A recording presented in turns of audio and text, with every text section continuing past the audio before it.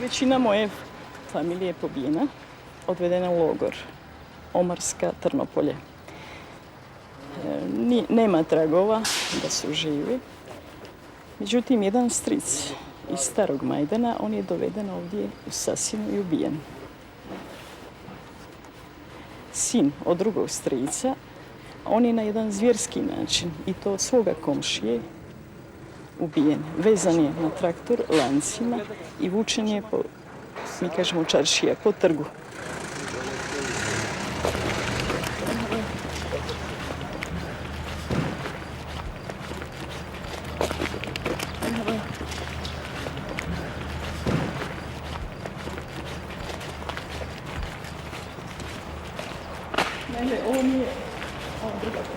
The most constant companions of Dr. Samira Mesic are the dead.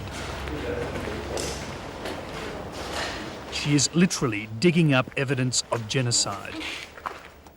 In 1 year, 15 mass graves have been exhumed around Sanski Most. Ovdje imamo 120 tijela. Znači, radi se o civilima, ženama. Najstarija žena je preko 94 godine, stara. Djeca su 13 godina. Djeca imamo mlađih žena do 20 godina i muškaraca. Strašni su zločini napravljeni na ovom terenu. Ovo je samo jedan dio što mi imamo. How did these people die? Što se tiče ovo sad što gledamo, to je... Oni su vatrenim oružjem gađani i imamo elemenata nanošenjem tupotvrdim predmetom. Može ovako samo kazati da se radi o muškarcu. It's Dr. Mesic's job to identify the dead and to discover how they died. Znači, ovdje se radi o muškarcu. Leš je skeletiran. Ostali su dijelovi kosti i dijelovi odjeće. Znači, ovdje se vidi tkanina. Samo su dijelovi, tu se ne može opisati kakva je tkanina, boja. Kod drugih se možda može. Zato jako i teško odgovoriti, identificirati tijelo, znate. Međutim, što se tiče ovdje povreda, ja mogu pokazati da su to kosti, duge kosti i da su tu povrede, to su prijelomi nanešeni iz vatrenog oružja. Ne samo to, tu imamo povredu glave koja je nanešena isto iz vatrenog oružja. Vidite ovdje. Ovdje se vide njegove čizme, ostala je čarapa, dio stopala. I onda tu mjerimo na osnovu kosti. Dr. Mesic is cataloguing the injuries and identifying the victims, not only for proper burial, but as evidence for the Hague War Crimes Tribunal. Ovo je negdje srednja dob, starosti muškarci. Tadić Drago i on je pronađen zajedno sa ostalima u masovnoj grobnici Škrljevita. To je ovdje blizu Sanskog mosta. As we drove into town, the list of the dead from the gravesite, finally identified by Dr. Mesic, was being read out on local radio. Benić Sulejmana Nijaz, ubijen 9.10.1995. godine. Zulić Halila Muhamed, ubijen 9.10.1995. godine.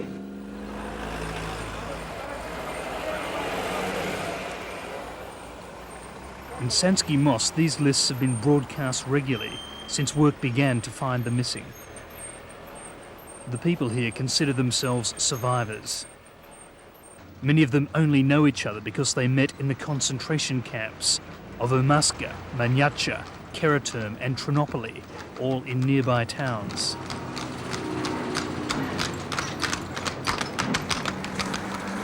We were here to meet the man who'd survived the camps and come back to prosecute those responsible for the killings. In May of 1992, Judge Adil Draganovic was arrested in his office and sent to Manjača along with 6,000 other civilian prisoners. He lived through the ordeal until the camp was shut down after international pressure. And when he finally got back to his office in 1995, he found documents the retreating Serbs had left behind. Mi smo našli njihove dokumente kriznog štaba sve ono što su znači, planirali, dogovarali, to su sve i zabilježili. Našao sam znači, taj rokovnik u kojem je sve lijepo zacrtano, planirano koga ubiti, napad na ovo područje, na ovo, šta sa stanovništvom učiniti, preostalim, ali decidno se kaže koga treba uhapsiti i koga treba ubiti.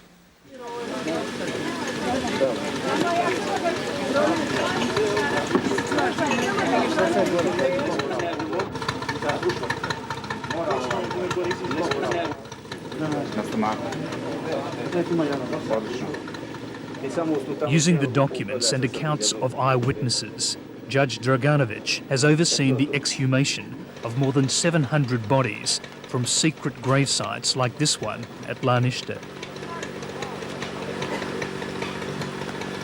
Vjerojatno ste bili gore na Laništu, vidjeli ste onu jamu gdje su ubili oko 200 ljudi, bacili u tu jamu, sakrili to zemljom, mislili da se nikad to neće otkriti.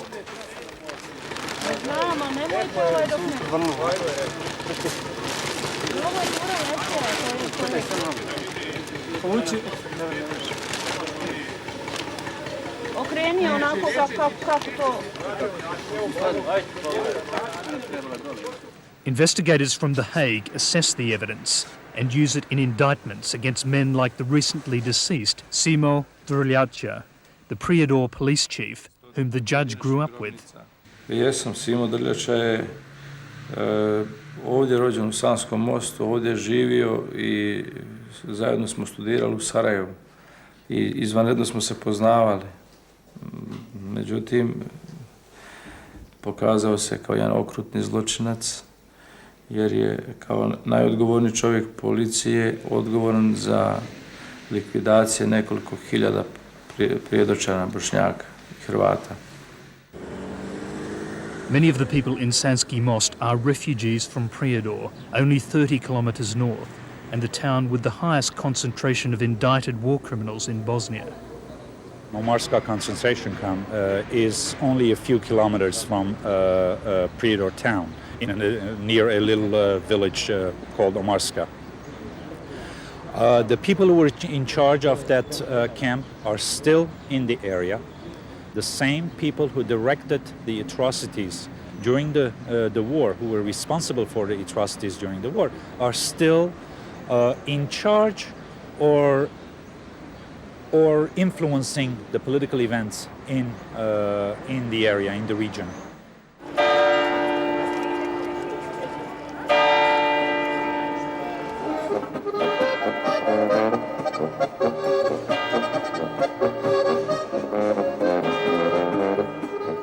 Many of the people who can still unveil those stories, the witnesses to Bosnia's war crimes, have scattered across the world as refugees. They're living temporarily in cities like Munich, too scared to return to their own corner of Europe.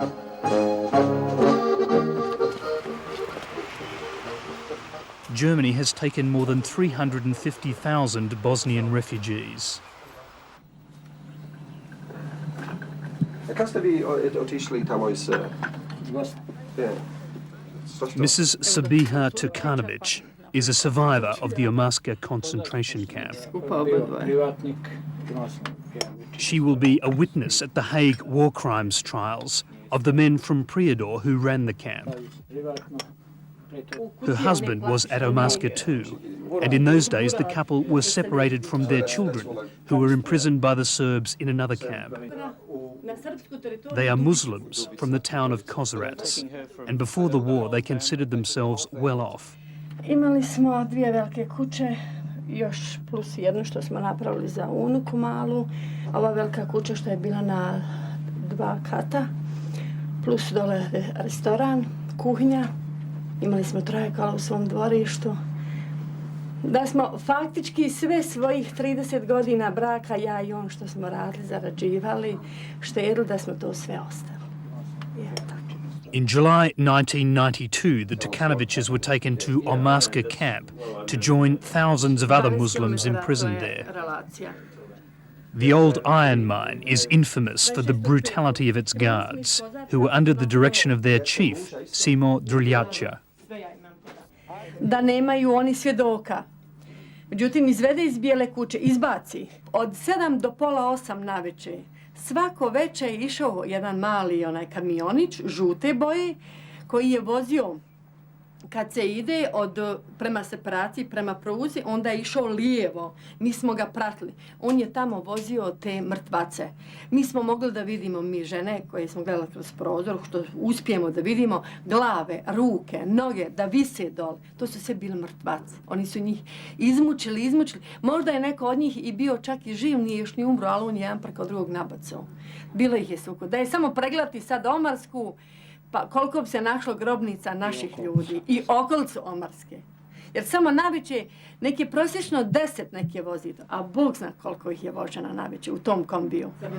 The whole time in Omarska they were under the direct authority of Simo Drljača. Simo Drljača ga odlično znam jer kad sam... There is no way known that they can get out until Simo Drljača signs them out. Right. He needed his signature for them to get out Right. To free country.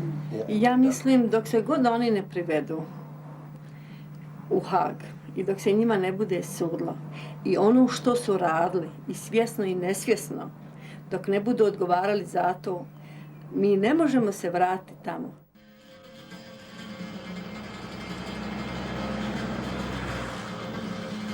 We went back to Bosnia, to the source of the problem.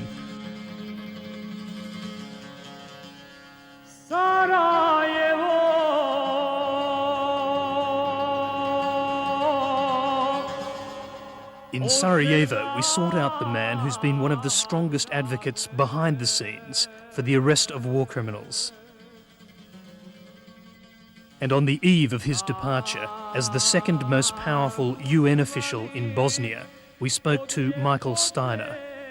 The international community must make up its mind what they want. If they really want Dayton to be implemented, this is an unavoidable issue.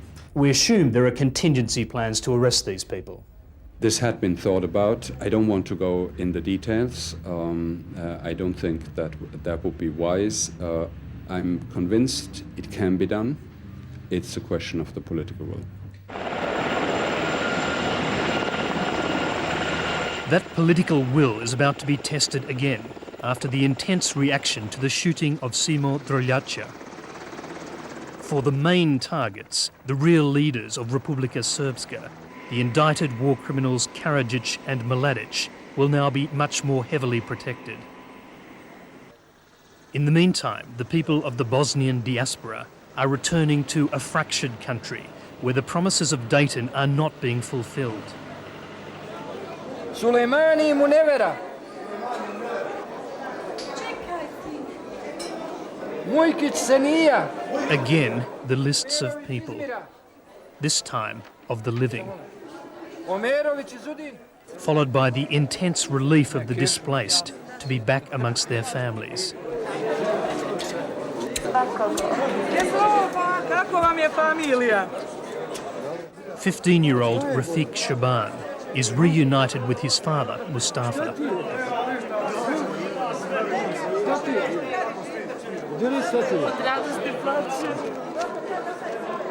The family were cleansed from Prijedor by Drljača's police and imprisoned in the camps he ran at Omarska and Trinopoli and Karaturm. His mother never recovered from the experience. She died a refugee.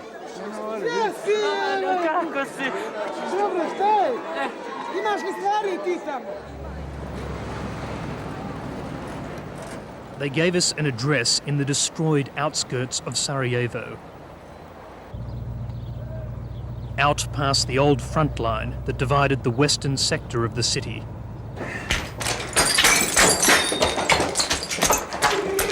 Here we found, playing in the rubble, a group of Muslim children from Srebrenica, survivors of yet another massacre.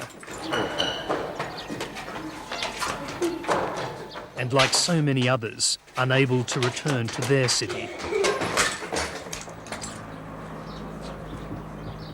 We found Mustafa Shaban and his son living with several other families in an undamaged house.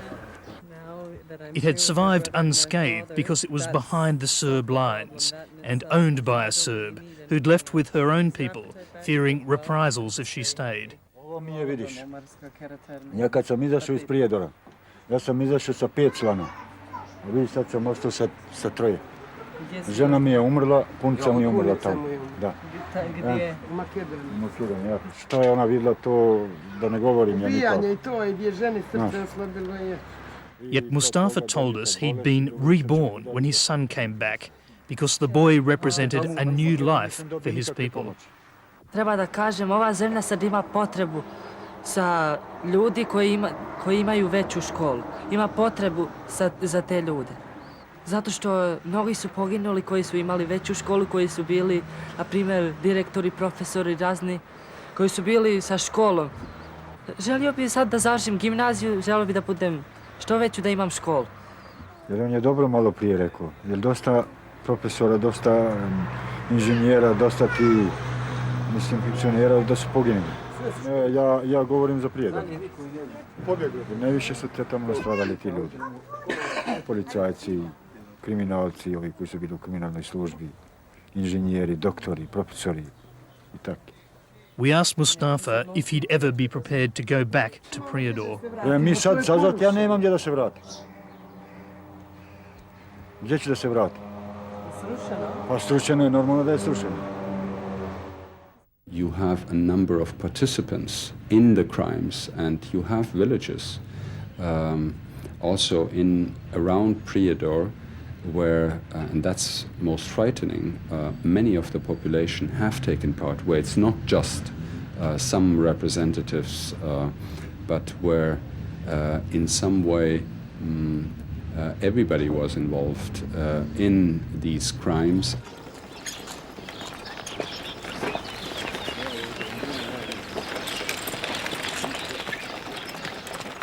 From Sanski Most, the UN runs a special bus service the short distance north to Prijedor.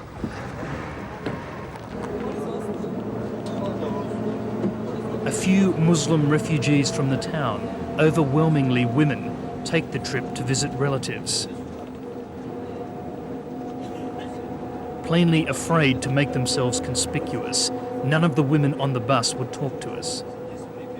But the knowledge that Prijedor had been a control centre of a string of concentration camps, and that the people who set them up and planned the ethnic cleansing still run the city, makes the trip a strange one.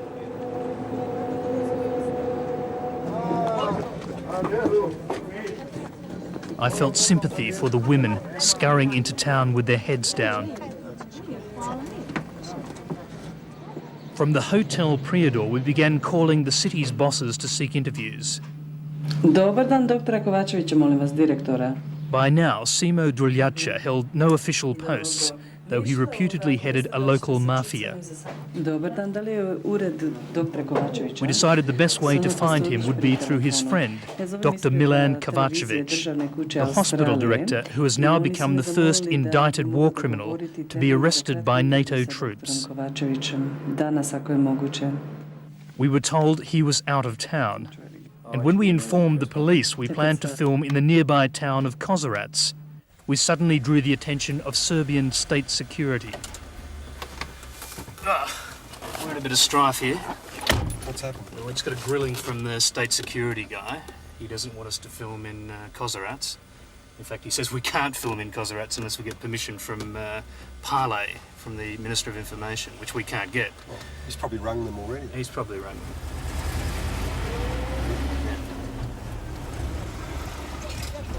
Well, that was our welcome to Prijedor, that's for sure. We decided to go to Kozarac the next day.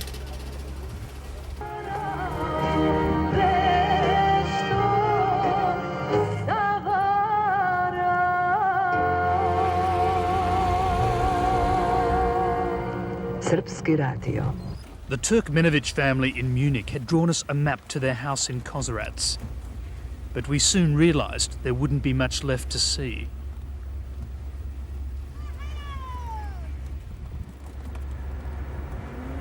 That's what remains of a mosque. Must have been a beautiful mosque too. Look at the tiles on it. There's nothing left of it now. Why did they destroy everything? They've razed the place to the ground. If you destroy their houses, they have nowhere to live, then you're guaranteed more or less they won't come back because they have nothing to come back to. It's quite eerie, actually, isn't it? The classic tale was that they would start shelling, and to cause panic, they rounded them up and took most of the men to camps. They would have various collection centers not far from here where they would first move people and then decide what to do with them, because it's a big organizational task moving thousands of people. You know, it didn't happen haphazardly. Then, in the midst of the destruction, a bizarre sight, an intact house with a flourishing rose garden. Sonia, ask this lady how it feels living here in such a nice house with a nice garden, but everything else is ruined. Napravili ste zlo moj, ne tuđi. I ne mogu to preboliti nikako. Her name was Mrs. Murgic, and she told us that her husband was a Croat, so her people, the Serbs, killed him. And they killed her only son too, because his blood was mixed. So now she tends her roses, apparently drifting in and out of sanity and dreaming of her lost neighbours. Teško, umirem, za njima, umirem. Teško mi je. Bila su mi i braća i djeca i sve su mi bili. To je bilo čisto urodno, padantno. Nismo se mrzeli. Volili smo se kao komšije. Ruže su cvjetale. Bojrum na kafu. Oni meni, ja njima. Nismo očitili niku naciju.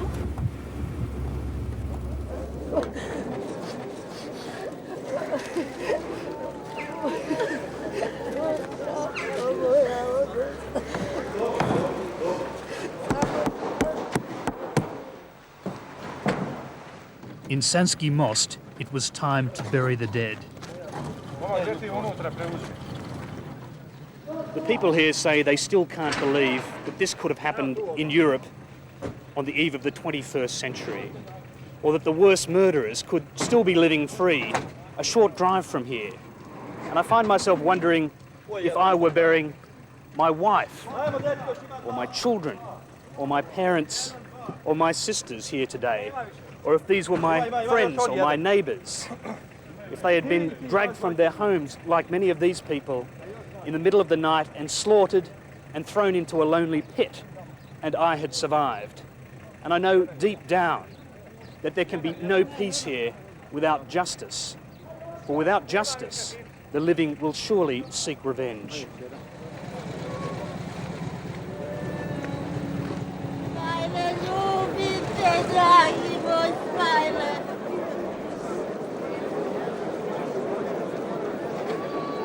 It is sometimes said of Bosnian Muslims that they hide their grief, but today it was etched into their faces.